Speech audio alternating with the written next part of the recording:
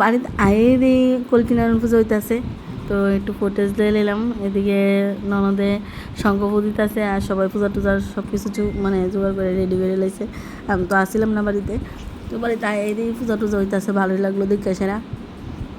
দিদা প্রস্তাব কইলো করিম ঠাকুরের ছিলে আমরা বাড়ির যে গরু আছে, গরুর দুধ দিয়ে আজকে কল্পিনারায়ণ পূজা দিছে। তো এদিকে সবাই উপস্থিত হইলো, দিদা টিদা তারা সবাই আসছিল, আর পূজার আয়োজন করে লাইছে। এদিকে কত সুন্দর লাগতেছে, ভালোই লাগতেছে। অ্যাকচুয়ালি পূজা টুজা বাড়ির মধ্যে হইলে একটু ভালোই লাগে, আলাদা মজা লাগে। তো এই যে তারা হয়েছে পূজার মানে ভক্তরা যারা আছে, আর আমি এদিকে আসি দাঁড়াই রয়েছি, আইসি খালি। এদিকে ওখানে কল্পিনারায়ণ ঠাকুরের যে মেন প্রসাদ, এটা ওখানে তারা তিনজন খাইব। তো তোমরা এইটাও দেখাইতেছি, একটু দেখো। এদিকে প্রথমে দিদা লইছে, তারপরে বাবু, তারপরে কাকু। অ্যাকচুয়ালি এটা তো প্রসাদ, এটা প্রসাদ মনে করে লইছে, অন্য কিছু না, কেউ আবার খারাপ পায়ও না।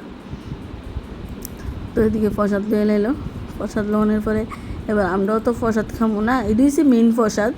আর আমরা যে প্রসাদ, এটা হচ্ছে ফল প্রসাদী প্রসাদ। তো ওখানে আমরা ফল প্রসাদী প্রসাদ খামো।